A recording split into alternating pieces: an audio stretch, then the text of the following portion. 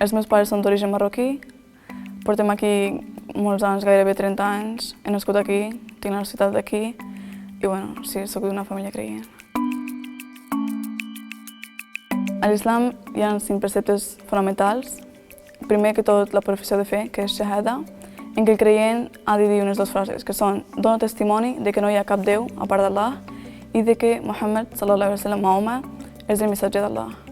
La segona és salat, pregària ritual, els 5 cops al dia, en unes hores exactes i mirant en direcció a la Meca.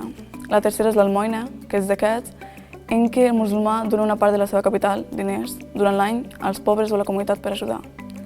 La quarta és saum, que és durant un mes el musulmà s'ha d'abstenir de menjar, beure, fumar i altres coses.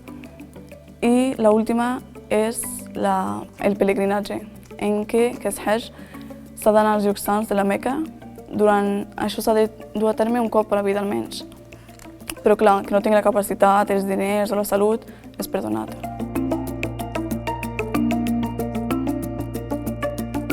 El meu horari escolar és una mica diferent dels normals. Entrem a les 8:25, sortim fins a les 2:45 i clar, moltes vegades em perdo hores per resar.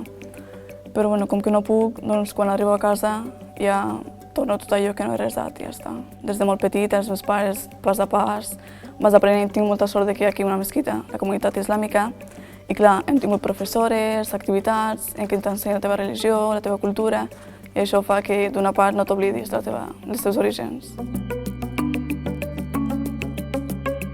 Tinc molts amics creients, cristians, jueus, els que creuen en el testimoni de Jehovà. A la meva classe, per exemple, som 3 musulmanes, noies i un musulmà. El paper de la dona a l'islam, la dona té els seus drets i els seus deures, com en qualsevol altra religió, en el cas de l'home també. Però primer que tot s'ha de saber diferenciar el que és la dona, el que és propi de les cultures, els països, les tradicions i allò que procedeix de l'islam, perquè molta gent ho confon, llavors és com venen tots els problemes. Però en el cas de l'islam, la dona té tota la llibertat de triar les seves activitats. La dona, la noia s'ho ha de posar a partir de la pubertat i el seu significat, si és per definir-ho així amb 4 paraules, és per no cridar l'atenció de l'home. És, no sé, per no mostrar-te tu mateix. Te quedes més tapada, més entre tu i Déu, simplement. En la nostra comissió som aproximadament 23 noies i altres noies, 15 així, que el que fem és aportar idees, treballar amb l'altra gent d'aquí, els musulmans i tal, per aconseguir la integració cultural i religiosa que valgui. Fem activitats, donem idees. Per exemple, participem a la donació de sang, donem menjar gratuït als donants, així intentem que hi hagi més públic. Fa poc vam fer unes portes obertes aquí a la mesquita, vam fer tallers de henna, de cal·ligrafia àrab, altres coses. També vam participar en el Dia Mundial de la Diversitat Cultural, també aportant coses de la nostra cultura i anem fent, perquè fa poc que estem ajudant aquí. Doncs el Ramadan és un dels pilars més importants i significatius de la religió, en què els musulmans practiquen el dejú des de l'alba fins que es pon el sol. I clar, he dit que és molt significatiu pels motius que té. Per exemple, l'autocontrol, també és per solidaritat.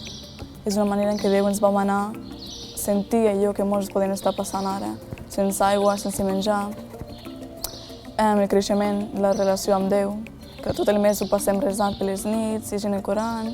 És un mes molt important en què s'ajuntem molt la família, els amics, veïns, compartim molt temps junts, sobretot al trencar el dejuni, ens reunim tots a la taula, algo que costa fer en realitat.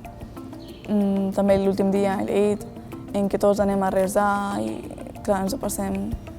És un mes de molta tranquil·litat, en què tu t'apropes més al que creus, en aquest cas Allah, Azawajal.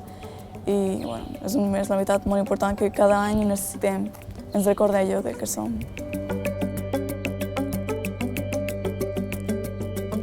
En una taula, per trencar el dejú, el que no falta mai és un plat de dàtils i aigua, evidentment, però si parlem de plats típics, la cosa varia. Depèn de l'origen, de la tradició o el país, hi ha diferents plats. Per exemple, parlant de la marroquina, l'origen, doncs el que no falta és la sopa que es diu harira. És una sopa amb ingredients bàsics com el tomàquet, julivert, cigrons, això no falta mai a taula. Depèn de l'hora o la temperatura, pot resultar molt estressant, perquè, no sé, t'estresses molt, vols beure aigua, l'únic, educació física. Com que fa poc hem començat, faig educació física depèn de l'esport que practiquem. Si no, doncs no faig. Si penso, si crec que no podré aguantar, doncs no faig. Però, bueno, t'aguantes. Com que només estudiem pel matí, llavors tenim tota la tarda per descansar i tal.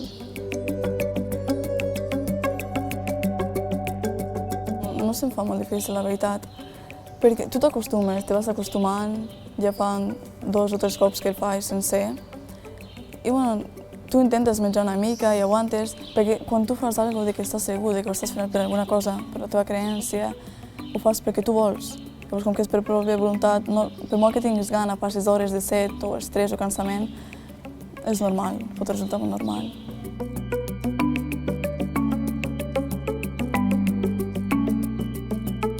Nosaltres ens basem en el nostre calendari, tenim un calendari propi, que es diu cicle lunar, en què cap dia coincideix, no coincideixen els dies de l'any en any, i sempre Ramadan és el 9è mes del nostre calendari i comença amb la lluna nova i acaba amb la lluna nova següent. I és així, tenim científics, observadors que analitzen la lluna, llavors ens avisen a tots, per canals islàmics, àrabs, i així ens informem. Ramadan és obligatori a partir de quan comença la pubertat, la noia quan li comença a vindre el període i tal, els dius també, els nois també.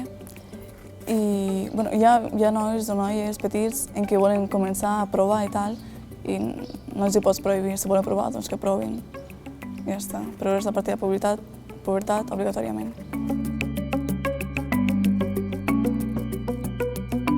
Un musulmà a Catalunya, penso que com qualsevol immigrant i tal, intenta adaptar-se de la millor manera que pot, perquè, home, clar, al fin i al cap, un està vivint aquí i ha de saber com viure amb els altres, no?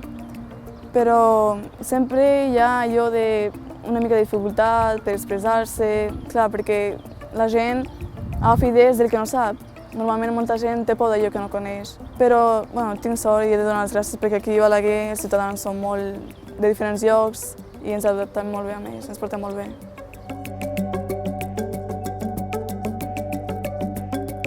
M'agrada molt el dibuix.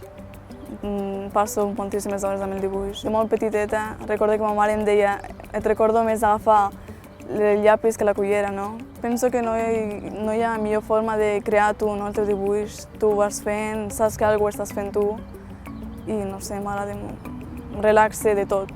És algo que m'agrada. Quan t'agrada una cosa, doncs segueixes fent-ho. Tinc pensat estudiar arquitectura i disseny d'interiors. Sempre he volgut alguna cosa que englobi el dibuix, el disseny, la creació, i me decanto molt per aquest camp.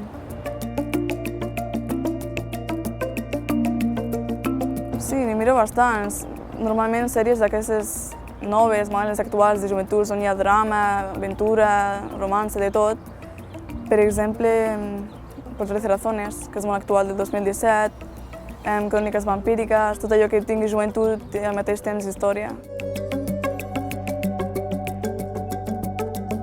Per exemple, pel que fa a la carn, podem menjar tot tipus de carn, sempre que siguin sacrificats per nosaltres, seguint unes pautes, en excepció del porc. Qualsevol producte que contingui o sigui procedent del porc el tenim totalment prohibit. Altres, per exemple, com l'alcohol, però si t'hi fixes, tot té relació també amb la salut, amb la pròpia salut. L'alcohol no és bo, evidentment, però no és algo tan místic o diferent com molts podem pensar.